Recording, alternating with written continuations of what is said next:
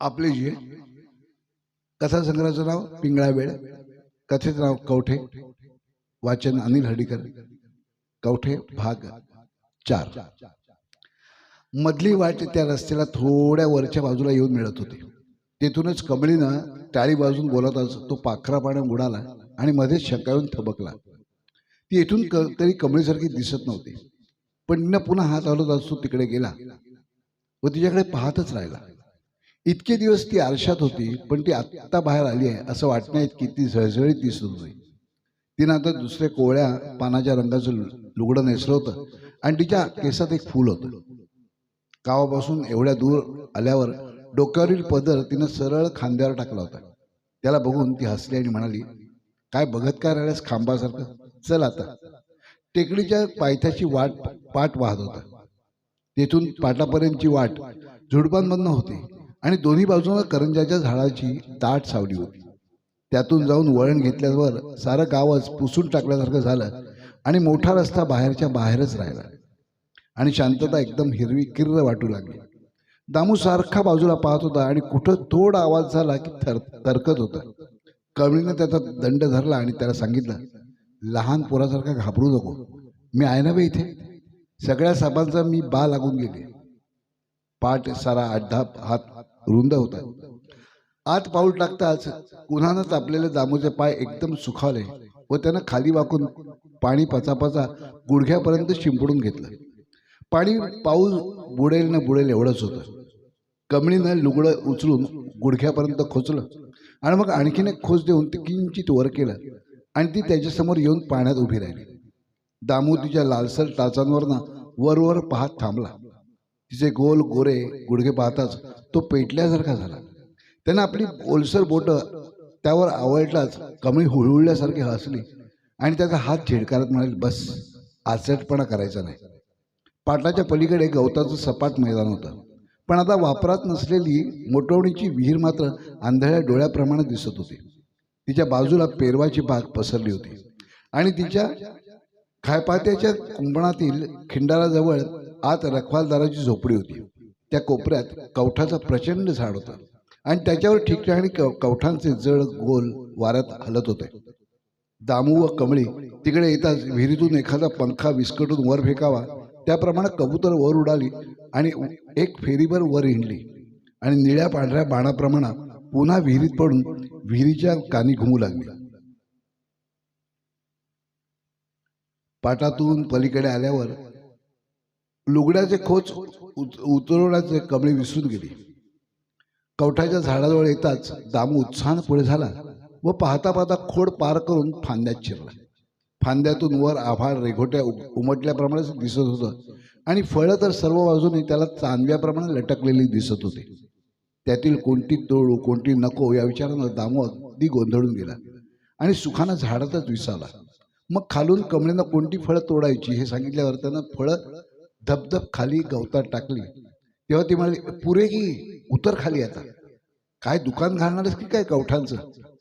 तोपर्यंत त्याला तिचा जवळजवळ विसरच पडला होता।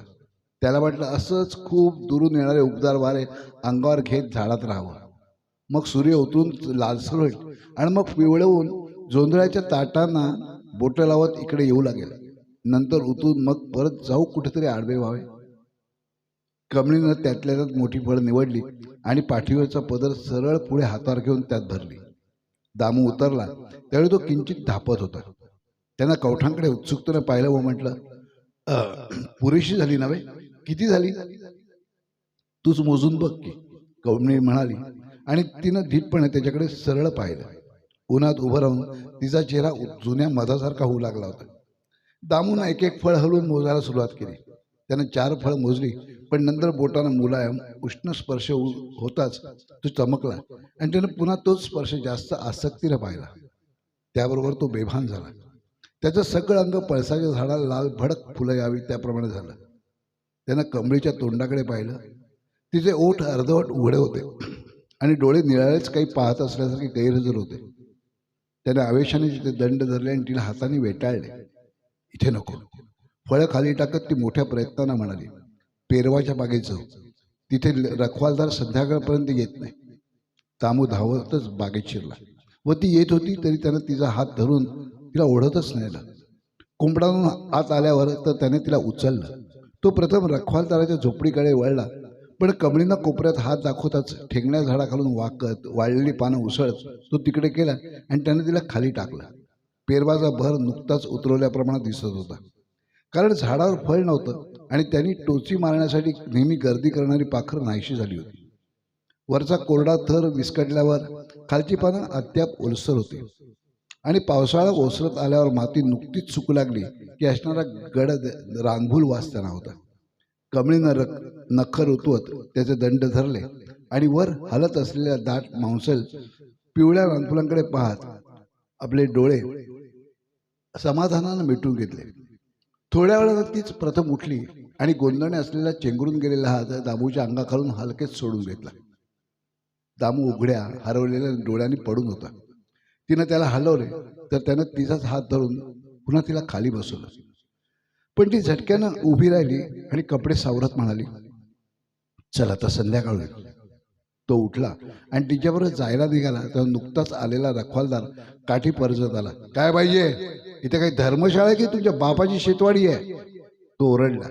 रखवालदार वयस्क होता आणि त्यानं पांढऱ्या लांब सदऱ्याखाली लाल पट्ट्याची लुंगी गुंडाळली होती. तो बोलताना त्याची दाढी वर खाली हलत होती. मग एवढं शिरा तोडून ओरडायला काय झालं? कमळी पुढे होऊन म्हणाली, आम्ही काही तुझी मस्ती बाग डोक्यावर घेऊन चाललो नव्हतो. आम्ही कवठे गोळा करायला आलो. दिसत नाही तो ढिगारा झाडाखालती? ऊन लागलं म्हणून बसलो थोडा वेळ. कवठाचं झाड का तुझ्या बाचं आहे का? कवठाचं झाड माझ्या बाचा नसून तुझ्या बाचं असेल. ही बाग मात्र माझ्या बाची आहे. भिकारडी आणि आई डंटे आलमगिराची. चल चालती हो, नाही तर झिंजा ओढीन बघ. गावातल्या कजारणीने बाग म्हणजे काय आंबे गल्ली करून टाकली आहे. तोपर्यंत कमळी दामूला घेऊन कुंपणाबाहेर आली होती. तिथे आल्यावर तिला खरा चेव आला. तिनं कमरेवर हात ठेवल्याने म्हटलं, ए थेरड्या, तोंड सांभाळून बोल. झिंजा ओढणाऱ्यांचं तोंड बघ. 4 दातांचं बोळकं. तुझ्यासारख्या 100 दाढीवाल्यांचं खत केलंय मी उकिरड्यात. जाताना तू बरोबरच घेऊन जाणार की तुझी बाग घालून घे मड्यावर? रखवालदार काठी जमिनीवर आदळत पुढे आला. त्याचा चेहरा संतामानच थरथर होता. चालली होतीस की पाय मोडून देऊ? आवळलेली मूठ उंचावत तो म्हणाला. पोलिसांना सांगून तुला तुरुंगात डांबतो खडी फोडायला, चापताना बडवायला. जा रे. उत्साहानं हात ओवाळत कमळी म्हणाली. घरी जा आणि गाणं म्हणून दुपट्यात भिजवायला सांग तुझ्या आईला. म्हणे तुरुंगात डांबतो. अरे असल्या शिवाय शापांनी कावळाने टाकायचा शीट गोळीभर. मला काय धाड होणार? आपण एक म्हातारे खोकडून हाडे वाजवत बसलाय. बाकीच्यांनी तसंच व्हावं म्हणून पिरपिर करते. एक मोठा खड्डा खण आणि बागेत पुरून घे तुला कायमचं. रखवालदार तिच्यावर धावून आला. दामू सारं पाहत ऐकत उभा होता. पण धावत येणाऱ्या रखवालदाराला पाहताच त्याच्या मुठी एकदम वळल्या. त्याच्या कानात एकदम आवाज सुरू झाला होता आणि डोळ्यांभोवती तांबडं फुटून त्यातून लखलखीत रेषा बाणाप्रमाणे आपल्यावर पडत आहेत असं त्याला वाटू लागलं होतं. त्यानं कमळीला बाजूला ढकललं आणि आपली जाड हावरी बोटं रखवालदाराच्या कळ्याभोवती जोरानं गुंडाळली. रखवालदाराच्या हातातून काठी खाली पडली आणि त्याचे पट्ट्याचे पाय धडपडू लागले. हातात कोरडी खरबरीत मान येताच दामून ते चेंगरायला सुरुवात केली. तेव्हा म्हाताऱ्याचे डोळे बटबटीत झाले आणि चेहरा तुंबला. कमळीनं दामूला 2दा मागं खेचलं, पण त्याचं त्याला भान नव्हतं. पण धडपडणाऱ्या लाल पट्ट्या पाहताच हा रखवालदार नसून आपणाला सतत भिवणारा साप आहे असं त्याला एकदम भास झाला. त्याची बोटं सैल झाली आणि त्याने धक्का देऊन रखवालदाराला मागं ढकललं. म्हातारा मागे आदळला आणि बसल्या जागीत अर्धवट अडलेल्या मुरीसारखा बुदुक आवाज घशातून काढत खुळ्या डोळ्यांनी पाहू लागला. अरे ते म्हातारं मरेल की? ते काही फार दिवस टिकणार नाहीच आहे. तू कशाला आणखीन तसदी घेतोस? चल आता. त्याचा हात धरून त्याला खेचून नेत कमळी म्हणाली. दोघं जरा अंतरावर गेल्यावर म्हातारा कसा बसा उठला आणि कापऱ्या आवाजात म्हणाला, या खेपेला एकदा सैल सोडतो, पण पुन्हा पाय टाकशील तर गर्दन छाटील. तू हिरव्या माडीचं घर बांधून बोलालस तरी हिंगाला येणार नाही तुझ्या बागेत. 1.5 दमडीची बाग आणि मोजबा दाखवतोस. कमळीनं एक हात मागच्या मागे हलवत म्हटलं आणि ती झपाझपात चालू लागली. त्यांच्या सतत घुमण्यानं कंटाळून विहिरीनं सुसकल्याप्रमाणे कबूतरं पंख वाजवत पुन्हा वर उसळली आणि कमळी दामूभोवती फिरली. तिरप्या उन्हात त्यांच्या सावल्या झरझर त्यांच्यावरून सरकल्या आणि निघून गेल्या. ती दोघं जवळ येताच कवठाच्या झाडाची सावली हलकेच त्यांच्या अंगावर चढली आणि त्यांना परत उन्हात पोचून पुन्हा उन्हात लांब पसरली. ऊन आता जास्त तिरपं झालं आणि पाटाजवळ येताच तर ते ओलसर झालं. कमळी तशीच पाटात शिरताच लुगड्याचे काठ विधभर ओले झाले. दामू तिच्या मागून आला व दोघंही करंजाच्या राईत आली. तिथे पिवळ्या गुन्हाचा एखाद दुसरा तुकडा फांद्यांच्या सवलतीनं खाली उतरत होता आणि कोणी पाहिलं तर ताप नको म्हणून लगेच नाहीसा होत होता. दामू एकदम थांबला आणि म्हणाला, पण बाग छान होती.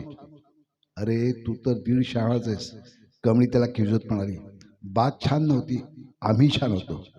आम्हाला काय बागच पाहिजे होय आडदंडा.